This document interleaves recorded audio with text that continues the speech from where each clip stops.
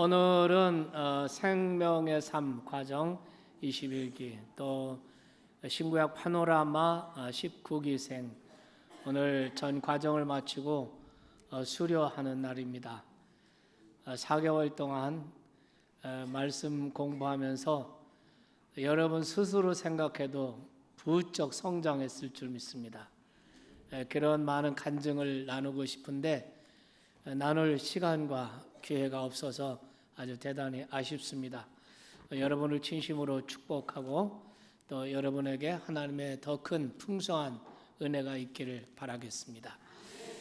또 여러분 또 이 생명의 삶 과정이나 또 신구약 파노라마나 이건 아주 가장 기본적인 성경을 읽고 성경을 공부하기 위한 기초, 가장 중요한 공부인데 아직 참여하지 못하신 분들은 또 다음 기회에 또 많이 등록해서 참여하시기를 바랍니다. 오늘 저는 빌립보서의 말씀을 통해서 우리가 믿는 하나님이 어떤 하나님이신가 이런 말씀을 여러분께 나누고자 합니다. 그래서 오늘 제목을 풍성한 공급자이신 하나님, 아멘. 풍성한 공급자 이렇게 오늘 제목을 정했습니다. 지난 주일은 맥주 감사절이었죠. 어려운 여건 가운데서 맞는 2019년 첫 열매 감사절이었습니다. 여러분 지난주 설교의 제목 기억하십니까? 그래도 감사할 이유가 있다. 아멘. 그래도 감사할 이유가 있다. 있습니까? 네. 지금부터 옆 사람과 둘이 짝을 지어서 1분 동안 한 10초씩 사용해서 그래도 감사한 이유를 한 번씩 나눠서 한번 얘기해 보세요. 얘기하는 시간입니다. 그래도 나는 금년에 그래도 감사할 이유 얘기를 한번 나눠보세요. 잘 모르면 자기소개도 하시고.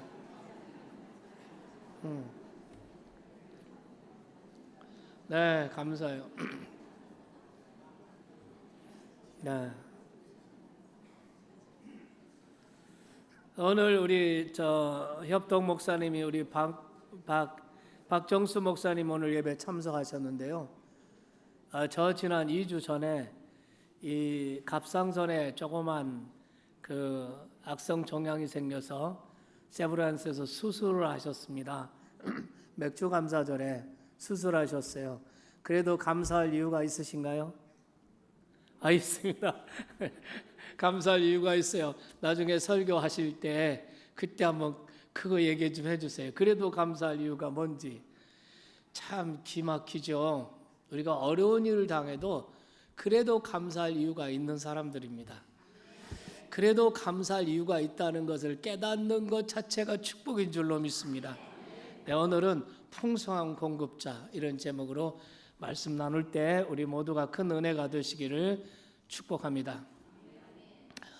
지난 안식월 때 저는 이제 한 달 동안 특별히 읽을 책들을 미리 선정을 하는데 유진 피터슨과 에이든 토저의 책을 주로 선정을 했습니다.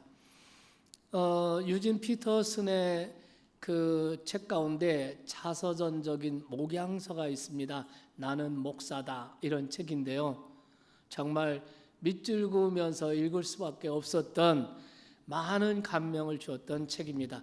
에이든 토저의 책 가운데는 하나님을 추구함 또 철저한 십자가 예수 방향으로 가라 이런 책들을 읽으면서 많은 은혜를 받았고 감명받았고 또 영혼이 힐링되는 그런 느낌을 받았습니다. 에이든 토저는 1897년에 태어났습니다. 그러니까 19세기 말에 태어난 거죠. 1897년에 태어나서 19세기 1965년까지 세상을 살았습니다. 그러면서 많은 설교와 많은 저수를 했습니다. 그런데 그분의 메시지는 오히려 오늘날 21세기 현대 교회와 현대 그리스도인들에게 정말 필요한 말씀이라 이런 생각이 들었습니다. 그 에이든 토저가 이런 말을 했어요. 어떤 종교도 자기가 믿는 신 그 이상이 될 수 없다. 우리가 하나님을 어떤 하나님으로 믿느냐? 어떤 하나님으로 믿느냐? 하나님을 제한하지 않고 내가 믿는 대로 믿는 만큼 될 수 있다는 이야기죠. 과연 여러분은 하나님을 어떤 하나님으로 믿고 계십니까? 하나님을 제한하고 있지는 않습니까? 하나님을 어떤 하나님으로 믿고 있습니까? 성경은 하나님을 창세기 1장 1절부터 하나님을 엘로힘 하나님으로 부각시키고 있습니다. 하나님을 엘로힘, 창세기 1장 1절에 태초에 엘로힘이 천지를 창조하시니라. 그 뜻은 생명과 능력과 축복에 있어서 풍성하신 하나님이심을 부각시키고 있는 것입니다.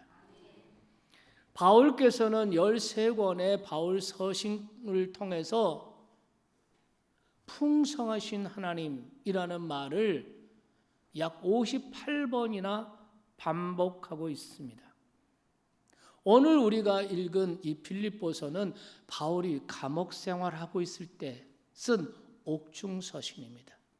환경이 말로 다 할 수 없이 열악한 옥중 생활을 하면서 이 빌립보서 1, 2, 3, 4장 짧은 서신을 썼는데요. 이 서신 가운데 은혜가 풍성하다 이런 말이 40번이나 계속 강조하고 반복되어 나옵니다.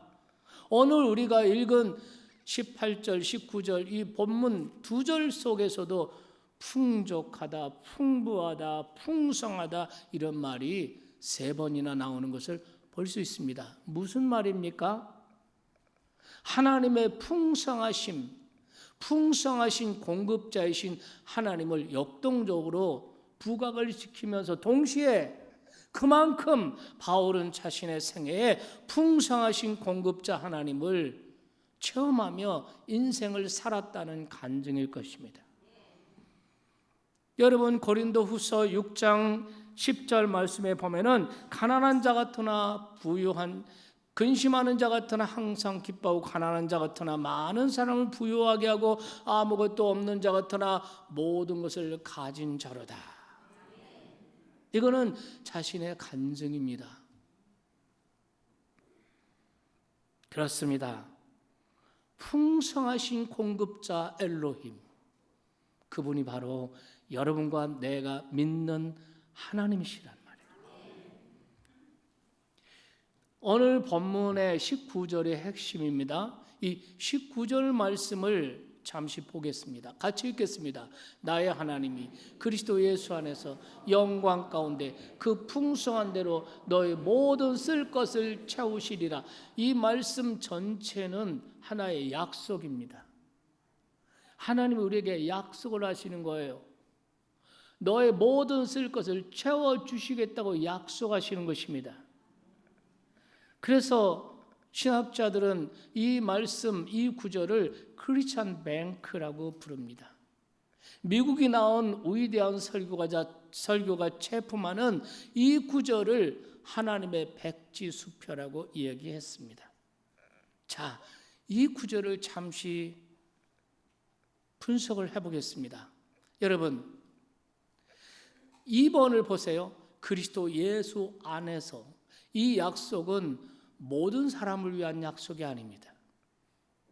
하나님은 모든 사람의 필요를 채워주겠다고 약속하신 것이 아닙니다. 그리스도 예수 안에 있는 사람, 그리스도 예수님을 자기 구주와 주님으로 영접한 사람, 그들의 모든 필요를 채워주시리라. 왜 그렇습니까? 그리스도 예수 안에 있는 사람만이, 그리스도 예수를 자기 구주와 주님으로 받아들인 사람만이 하나님이 나의 하나님이 되실 수가 있어요. 그리고 나는 그분의 자녀가 될 수 있어요. 새로운 관계가 형성되는 것입니다.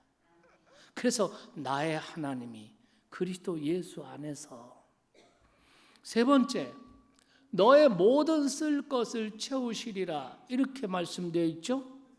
그 원문에 보면은 너의 모든 쓸 것을 채워주시겠다 이런 뜻만 있는 것이 아니라 너의 모든 쓸 것을 채워주시고 싶어 하신다 이런 뜻도 포함되어 있습니다. 또 하나님은 어떤 것은 채워주시고 어떤 것은 못 채워주시는 하나님이 아니라 너의 모든 것을 채워주신다는 거죠.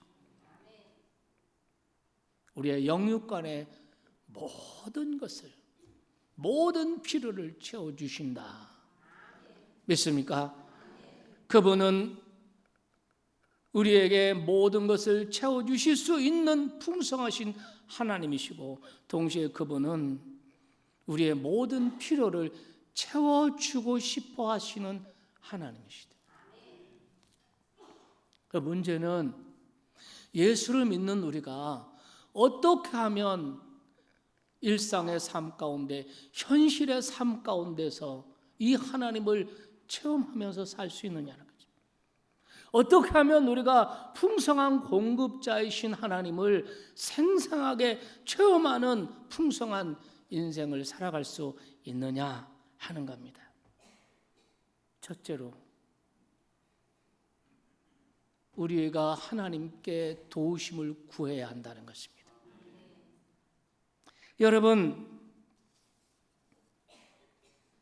지난 수요일 밤부터 행동하는 믿음이라는 주제로 야고보서 강해를 시작을 했습니다. 여러분, 수요 예배도 많이 오셔서 말씀을 더 깊이 들어가서 그 말씀을 통해서 여러분의 믿음이 새로워지고 이 거칠고 험한 세상을 당당하게 믿음으로 살아갈 수 있는 여러분들이 되기를 주님의 이름으로 축복합니다. 몇 시간에 걸쳐서 할지 모르겠어요. 짧은 베드로전서 14번에 걸쳐서 지난 4월까지 강해 마쳤는데 야고보서를 시작을 했습니다. 지난 첫 시간에 지혜를 구하라 이런 제목으로 말씀을 나눴습니다. 이 야고보서를 누가 썼냐 하면은 예수님의 친동생이신 야고보였습니다. 그 야고보는 우리에게 이런 말을 하고 있습니다. 야고보서 4장 2절 너희가 얻지 못함은 구하지 않기 때문이요. 너희가 풍성한 삶을 살지 못하는 이유는 하나님께 구하지 않기 때문이요. 이러한 말인 것입니다. 여러분, 하나님은 우리의 필요를 채워주시겠다고 약속하셨습니다. 하나님은 우리의 필요를 돕고 싶어 하십니다. 그런데 우리가 하나님께 구하지 않는다는 것입니다.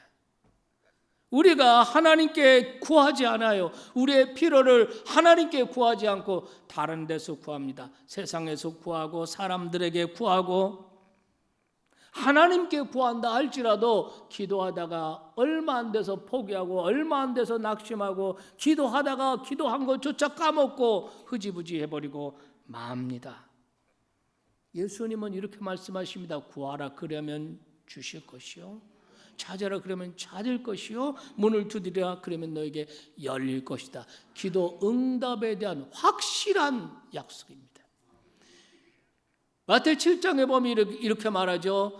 구하는 자에게 주실 것이요 찾는 자가 찾을 것이요 문을 두드리는 게 열릴 것이니라. 그리고 또 한 번 강조를 합니다. 너희가 악할지라도 자식에게 좋은 것을 줄 줄 알거든. 하물며 하늘에 계신 너희 아버지께서 밤낮 구하는 자에게 좋은 것으로 주시지 않겠느냐? 이렇게 말합니다. 이 약속을 믿지 않는다면 이거는 믿지 못하는 것이 아니라 믿지 않기로 작심한 사람들인 것입니다. 기도 응답에 대한 확신, 기도 응답에 대한 약속을 믿으시기를 주의 이름으로 축원합니다. 우리가 정말 우리 주변에서 이렇게 바울도 그렇지만 우리 주변에서 정말 풍성한 공급자 하나님을 통해서 풍성한 인생을 산 사람들이 많이 있습니다. 여러분, 예수 전도단에서 믿음의 영웅 시리즈라고 하는 이런 제목으로 아주 귀한 책들을 많이 내는 것을 볼 수 있습니다. 네, 허드슨 테일러, 중국 내륙의 복음을 가지고 찾아갔던 허드슨 테일러. 네. 그 다음에 에이미 카마이클이라는 사람인데, 이 에이미 카마이클은 힌두 성전에 어린 인도 소녀들을 창기로 바치는 이 소녀들을 정말 기막힌 헌신을 통해서 이 어린 소녀들을 구해내는 믿음의 우인이 바로 에이미 카마이클이라는 사람입니다. 여러분, 하나님의 사랑과 용서의 메시지를 전한 위대한 사람, 코리텐 분여사, 이런 사람들의 신앙과 그의 삶의 이야기들이 쭉 기록되어 있는 책들이에요. 그 두 번째 책이 뭐냐면, 두 번째 시리즈 두 번째가 뭐냐면, 여러분이 잘 아시고 많이 들어보신 고아의 아버지 조지 밀러입니다. 그는 어렸을 때 아버지 지갑을 훔쳐가는 아주 불량하였고 문제 덩어리였습니다. 그런데 그가 예수님을 영접하게 되고, 그 당시 미국의 위대한 부흥사 조지 피필드로부터 은혜를 받아요. 그리고 그의 기도 생활에 큰 감명을 받고 자기도 기도 생활을 시작합니다. 기도를 하면서, 무릎 꿇고 기도하면서 하나님의 말씀 한 구절을 받아요. 시편 68편 10절입니다. 하나님은 고아의 아버지시라. 그 말씀이 자기 마음에 확 꽂힙니다. 그래서 아무것도 가진 것 없지만 오직 하나님의 공급하심만을 믿고 고아들을 모아서 고아들을 돌봅니다. 처음에 30명의 고아로 시작했는데 나중에는 2,000명 정도의 고아들을 먹이고 입히고 순전히 하나님의 공급하심으로 고아를 키웁니다. 1898년에 93세로 세상을 떠나기까지 무려 15만 명의 고아들을 먹이고 입히고 교육시키고 하나님의 사람들로 세워가는 이런 엄청난 일을 하게 되죠. 그 비결이 무엇입니까? 라고 이렇게 묻는 사람들에게 조지 밀러는 그 사람을 데리고 자기 기도실로 들어가요. 모든 공급의 출처는 바로 여기입니다. 기도실에 방석이 하나 있습니다. 늘 그가 무릎 꿇고 기도하던 방석인데 두 무릎이 닿는 부분이 닳고 닳아서 구멍이 나 있었다고 합니다. 그는 그의 생에 약 5만 번의 기도 응답을 받았다고 간증합니다. 그 기도 응답을 통해서 자기 생에 15만 명의 고아들을 먹이고 입히고 교육시키고 모든 것을 했다면, 여러분, 조지 밀러는 풍성한 공급자, 하나님을 통해서 풍성한 인생을 산 사람이라고 말해도 되지 않겠습니까? 그는 후일에 이런 말을 합니다. 무릎 꿇고 기도하고 성경 읽는 습관에는 말로 표현하기 어려울 만큼 큰 유익이 있다. 이 자세는 하나님께 접근하는 거룩한 통로를 제공한다. 나는 무릎 꿇고 기도하면서 시편 68편 5절 하나님은 고아의 아버지시라는 말씀을 받았고, 이 말씀은 내 모든 사역의 초석이 되었다. 그렇습니다. 우리가 우리의 삶에서 풍성한 하나님을 체험하는 것은 바로 우리의 기도라는 것입니다. 우리의 인생이 갈급한 것은 기도가 없기 때문입니다. 우리의 영혼이 갈급한 것도 기도가 없기 때문입니다. 조지 밀러가 늘 의지하고 붙들고 살던 말씀 가운데 하나가 시편 81편 10절입니다. 내 입을 넓게 열라 내가 채우리라. 그렇습니다. 기도하는 만큼 채워주시고 기도한 만큼 도움을 받고 기도하는 만큼 풍성한 삶을 살 수가 있습니다. 요즘에 우리 주변에 많은 사람들이 어렵다, 안 된다, 힘들다, 궁핍하다, 가난하다 이런 말 많이 합니다. 여러분, 이런 시대에 이런 말 같이 따라서 하지 말고 이럴 때일수록 풍성한 공급자이신 하나님께 나와서 여러분의 영육 간의 필요들을 믿음으로 구하시기를 축원합니다. 너희가 얻지 못하면 구하지 아니하며. 두 번째, 하나님만을 믿고 하나님만을 신뢰하고 예배하십시오. 하나님의 그 풍성한 공급하심에 그 공급자이신 하나님을 풍성하게 경험하려면 어떤 경우 어떤 상황에서도 하나님을 신뢰하고 하나님을 예배하며 나가는 것입니다. 여러분, 이 세상의 모든 사람들은 모든 피조물 중에 염려하고 걱정하고 근심하고 이건 인간밖에 없는 것 같습니다. 공중의 새들은 먹을 것을 걱정하지 않아요. 들판의 꽃들은 입을 것을 걱정하지 않아요. 하늘 아버지께서 모든 것을 공급하시는 것을 그들은 압니다. 그런데 인간만은 자나깨나 걱정합니다. 무엇을 먹을까, 무엇을 입을까 늘 걱정하고 근심하지요. 왜 그렇습니까? 풍성하신 공급자이신 하나님을 신뢰하지 않기 때문에. 하나님을 신뢰하지 않아요. 그래서 무엇을 먹을까, 무엇을 입을까. 그래서 바울께서는 빌립보 4장 6절에 이렇게 말하죠. 아무것도 염려하지 말고 너의 구할 것을 감사함으로 하나님께 아뢰라. 믿으시기 바랍니다. 여러분, 다윗이라는 사람 정말 목동이죠. 많은 형제 중에 제일 막내동이, 유산을 분할해도 제일 조금밖에 받을 수 없는 다윗입니다. 그런데 이 다윗의 생애에 풍성하신 공급자 하나님을 체험하고 풍성한 삶을 살지 않습니까?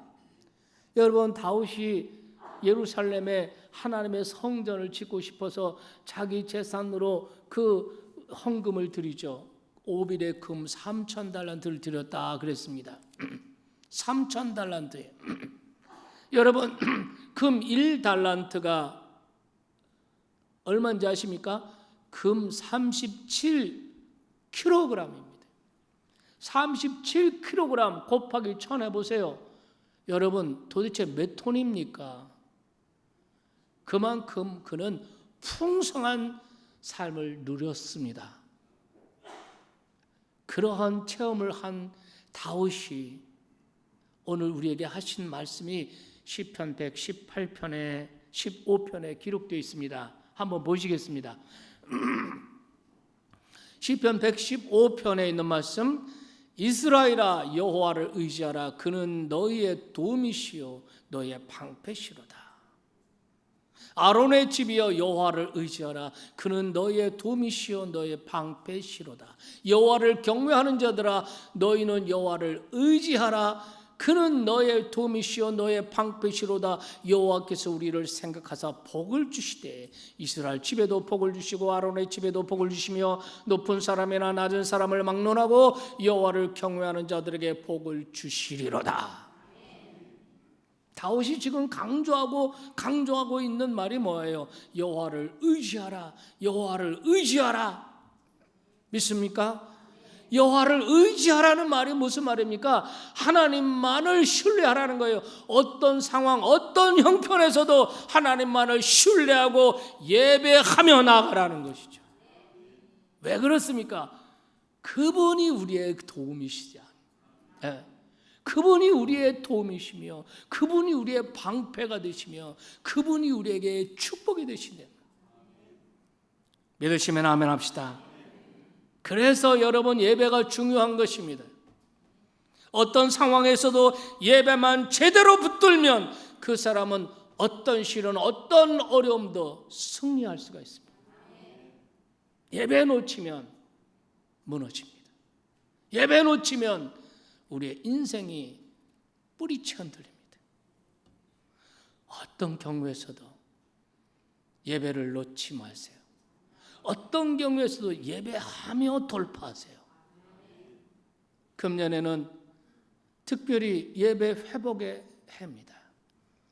여러분 건성으로 예배하지 마시고, 여러분 일주일에 한 번 예배, 이게 아니라 종교적인 예배가 아니라 여러분의 삶 전체가 예배가 되게 하시고, 특별히 공예배 때마다 여러분이 열심히 참석하셨어. 하나님을 찬양하고 하나님 앞에 기도드리고 하나님의 생명의 말씀을 듣고, 이 사람은 반드시 살아나고 반드시 회복하고 반드시 승리하고 풍성한 인생을 살 수 있게 될 줄 믿습니다.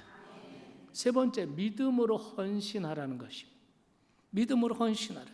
여러분 오늘 우리가 읽은 본문 말씀은 바울께서 빌립보 성도들을 축복하는 축복 기도의 내용입니다. 바울 서신에 나온 축복 기도 가운데 가장 거대한 축복 기도예요. 바울께서는 자기의 삶에 풍성한 하나님을 경험하였고, 이제 그 풍성한 하나님을 빌립보 성도들, 환난과 가난과 어려움 가운데 있는 빌립보 성도들에게 이 축복 기도를 해주고 있는 것입니다. 왜 많은 사람들 가운데 왜 빌립보 성도들에게 이 축복 기도를 하고 있나? 그것은 바로 빌립보 교회 성도들의 헌신 때문입니다. 그들도 가난했습니다. 그들도 궁핍했고 박해당하고 환난당하고, 그런데 바울께서 마케도니아 복음을 전하고 선교 활동을 할 때에 그 어려운 가운데서도 그들은 믿음으로 헌금을 해서, 그래서 바울의 목회와 바울의 선교 사역을 25년 동안 지속적으로 후원을 해왔던 것입니다. 자기들이 있어서 한 것이 아니에요. 여유 있어서 남는 것 가지고 한 것이 아닙니다. 자신들이 더 가난하고 더 어려운데 그들은 헌신했습니다. 그리고 초대 교회, 바울이 설립한 교회들이 많이 있었지만, 그러나 빌립보 교회처럼 한 교회는 빌립보 교회가 유일했어요. 그래서 헌금을 전달받을 때마다 감동이 되는 거죠. 빌립보 4장 15절 16절을 한번 보시겠습니다. 제가 읽겠습니다. 빌립보 사람들아, 너희도 알거니와 복음의 시초에 선교 초기에 내가 마케도니아를 떠날 때 주고받는 내 일에 참여한 교회가 너희 외에 아무도 없었느니라. 데살로니가에 있을 때에도 너희가 한 번뿐만 아니라 두 번이나 나의 쓸 것을 보내었도다. 헌신입니다.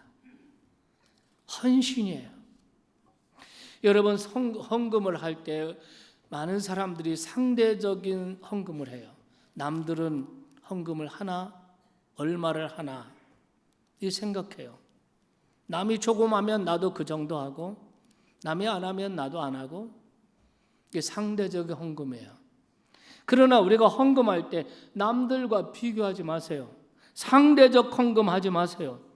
하나님 앞에서 내가 받은 은혜대로, 내게 주신 복을 따라, 내 믿음대로 힘껏, 혹은 어떤 때는 힘에 친하도록 자원해서 감사함으로 하라는 거예요. 믿습니까? 이것이 하나님을 기쁘시게 하는 일이고, 이것이 하나님의 교회를 유익하게 하는 일이고, 이것이 복음을 전하는 일에 유익한 일이라면 남들과 비교하지 말고, 남들이 하든 안 하든 상관하지 말고 믿음으로 묵묵히 헌신하는 저와 여러분이 되기를 축복합니다. 이것이 바울의 마음을 감동한 거예요. 그래서 그가 이렇게 17절에 이야기하고 있습니다. 내가 선물을 구함이 아니라 오직 너에게 유익하도록 풍성한 열매를 구함이라, 이렇게 말해요. 여기 풍성이라는 말은, 이 풍성이라는 말은 무슨 말이냐면 축적된 이자라는 뜻이 있습니다. 복리 이자로 계산한다는 거죠. 여러분, 우리가 하나님의 사역에 어려운 가운데서도 헌금을 드리고 11조를 드리고 예물을 드리지 않습니까? 그것은 마치 천국은행에 내 계좌를 개설하고 그리고 미리 송금하는 것과 마찬가지입니다. 그 하나님의 은행은 결코 부도나는 일이 없어요. 파산하지 않습니다. 그래서 예수님께서 이렇게 말씀하신 거 기억하시죠? 너의 보물을 하늘에 쌓아두라. 여러분 얼마나 보내셨습니까? 하나님의 은행에 여러분의 보물을 얼마나 쌓아두셨습니까? 세상에 많은 것을 쌓아놓은 거 아무 의미 없습니다. 세상 떠날 때, 저 깊은 강 요단강 건너갈 때 아무 의미 없습니다. 아무 뜻이 없습니다. 너의 보물을 하늘에 쌓아둬라. 거기는 좀이나 동록이 헤아지 못하며 도둑이 구멍을 뚫지도 못하고 도둑질해서 훔쳐가지도 못한다는 것입니다. 이거는 주님의 말씀이에요.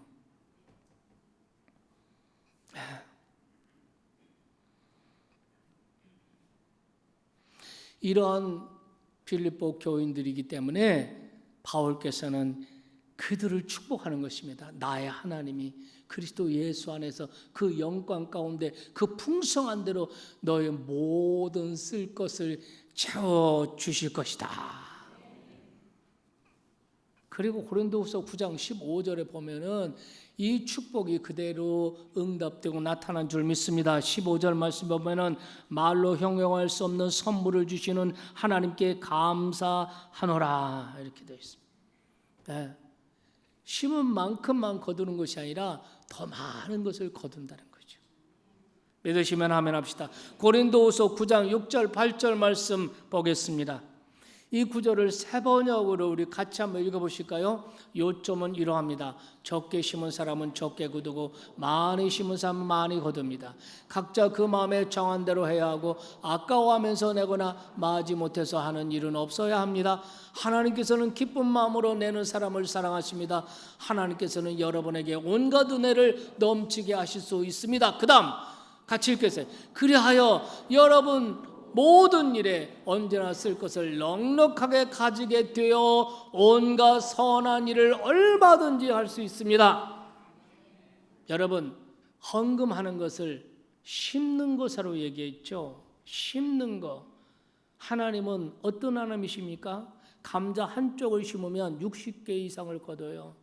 벼 하나를 심으면 140알을 거둬요. 밀 2대를 심으면 밀 67대를 거둬요. 하나님은 이러한 하나님이십니다. 심은 대로 하나님께서 풍성하게 거두어 주시는 하나님이신 것을 믿으시면 아멘 합시다. 그런데 중요한 규절은 마지막 규절이에요. 그 중요한 규절은 마지막 규절이에요. 마지막 규절 보겠습니다. 그리하여 여러분은 모든 일에 언제나 쓸 것을 넉넉하게 가지게 되어. 할렐루야. 그 다음에 온갖 선한 일을 얼마든지 할 수 있게 될 것입니다. 여기서 우리 모두는 더 큰 비전을 품을 수 있기를 바랍니다. 우리가 단순히 더 많은 복을 받는 데 목적이 있는 것이 아니라 우리의 일생이 모든 선한 일을 얼마든지 할 수 있는 축복을 누리는 데 있습니다. 이것이 우리의 비전이어야 합니다. 내가 다른 사람의 필요를 채워주고 내가 하나님의 사역에 헌신하면 하나님은 나의 모든 필요를 채워주신다. 내가 헌신하는 사람이 될수록 내 인생은 하나님께서 채워주시는 풍성한 인생이 될 줄 믿습니다. 여러분, 하나님은 어떤 분이에요? 여러분이 믿는 하나님을 제한하지 마세요. 하나님은 어떤 분이십니까? 하나님은 풍성한 공급자이신 하나님이세요. 믿습니까? 우리의 모든 쓸 것을 채워주십니다. 물론 여기서 우리의 필요와 우리의 욕망은 다를 것입니다. 하나님은 우리의 욕망을 다 채워주신다 이런 약속이 아니에요. 우리의 필요, 우리의 니드를 채워주시겠다는 말씀입니다. 우리의 사치품까지 다 채워주시겠다는 것이 아닙니다. 우리의 필수품을 채워주시겠다는 거예요. 깨달으시면 아멘 합시다. 그렇다면 여러분의 필요는 무엇입니까? 여러분은 하나님의 어떤 은혜가 지금 필요하십니까? 육신의 문제입니까? 아니면 심령의 문제입니까? 아니면 경제의 문제입니까? 아니면 관계의 문제입니까? 아니면 건강의 문제입니까? 여러분 어떤 필요가 있습니까? 어느 아침 분명한 것, 하나님은 여러분의 모든 필요를 채워주시고 싶어 하신다는 것입니다. 여러분이 어떤 필요를 가지고 있든지 간에 하나님은 여러분이 기도하기를 기다리고 계신다는 것입니다. 여러분이 어떤 상황, 어떤 환경에서도 하나님만을 신뢰하고 그리고 하나님만을 예배하며 나아가기를 하나님 기다리신다는 거예요. 여러분이 어려운 형편에서 오히려 하나님께 헌신하는 큰 그릇이 되기를 축원합니다. 큰 그릇이 되는 만큼 하나님이 채워주시고 여러분의 인생은 조지 밀러의 삶처럼 다윗의 삶처럼 바울의 삶처럼 풍성한 삶, 풍성한 인생을 누리며 살기를 주님의 이름으로 축원합니다. 우리가 이렇게 선한 일을 얼마든지 할 수 있게 되는 이런 축복, 아멘. 건강이나 경제 문제나 우리의 마음이나 우리 정서나 선한 일을 얼마든지 할 수 있는 이런 축복을 누리며 살다가 저 밝고 빛난 곳, 더 깊은 강, 요단강 건너, 아멘, 밝고 빛난 그곳에 다 들어가시기를 주의 이름으로 축원합니다.